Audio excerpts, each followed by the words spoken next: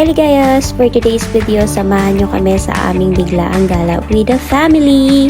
So yan, nakapag-decide si mama na gumala daw kami sa boulevard para magpa-presko-presko at para din naman maglakad-lakad.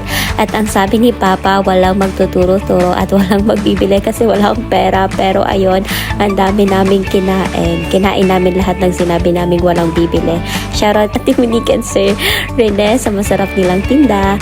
At ayun, nakarating pa nga kami ng Nato dahil kinulang pa sa gala sa boulevard. So, napakakalma lang ng dagat. Kaya napakaganda talaga magtampisaw.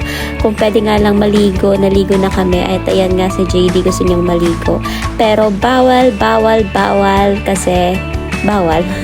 So, ayan, naglilibot-libot lang kami at time to go home.